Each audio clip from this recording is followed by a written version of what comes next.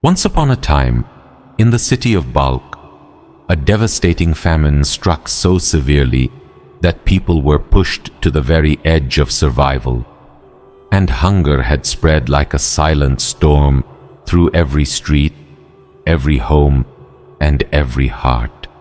The entire city felt like it was collapsing under the weight of despair. As exhaustion filled their souls, sorrow settled on their faces, and hope slowly faded from their eyes. The suffering had grown so deep that hearts became weary, spirits felt suffocated, and every face carried the heavy shadow of grief. It was as if the entire city had fallen into a quiet, unseen cry, where prayers were rising to the sky from every direction, and the tears flowing from their eyes were no longer just tears, but reflections of the pain they could no longer carry inside. And yet, in the middle of all this darkness, something strange appeared. There was a slave walking through the marketplace, moving calmly among the crowd, completely untouched by the suffering around him, with a peaceful smile on his face, a lightness in his steps, and a sense of ease that made no sense to anyone watching him. While everyone else was drowning in sorrow, he seemed to carry a calm that didn't belong to this world. The people couldn't understand it, and eventually their confusion turned into frustration. They gathered around him and asked with a mix of anger and disbelief, "How can you be this cheerful while everyone else is suffering like this? Don't you feel any shame? Why are you smiling like nothing is wrong?" The slave looked at them, still smiling, completely at peace, and answered in a calm and steady voice, as if nothing could shake him, saying, "Why should I be troubled? Why should I feel distressed? I belong to a master who owns land and a village, and he takes care of me, he protects me, and I live under his authority. Knowing that I am under his care removes all fear and worry from my heart, and that's why I feel no sorrow." At first, his words seemed simple, but in reality, they carried a deep and powerful truth.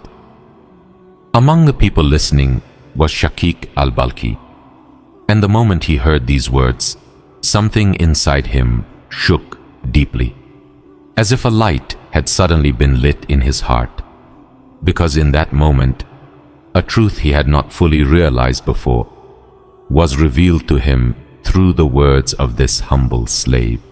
He began to reflect, to think deeply, and as his heart spoke within him, he said, "My Lord, how great you are, how exalted you are. Look at this slave who finds peace and joy simply because he trusts in a master whose possession is nothing compared to the entire universe, not even the size of a needle's tip.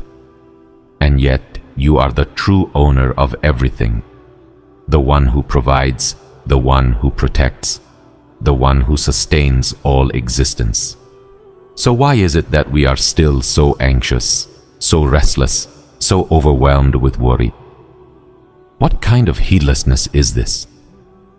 That moment was not just a thought. It was a turning point.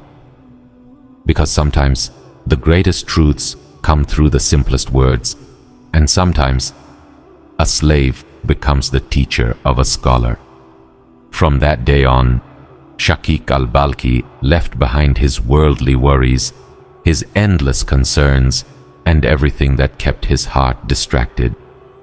And he devoted himself completely to his Lord, filling his heart with trust, surrender, and peace. And from then on, he would often say with deep humility, "I am a student of a slave. Whatever I have found, I found because of what he taught me." And this story is not just something from the past. It is a message for us today. Because whatever you rely on determines how strong you feel, and whatever you trust defines how peaceful your heart becomes. If your trust is in something limited, your peace will always be fragile. But if your trust is in your Lord, then even in the hardest moments, your heart will remain steady. So ask yourself, who are you really trusting? Because true peace does not come when life becomes easy. It comes when your heart learns to rely on the one who controls everything. Like the video, follow the channel,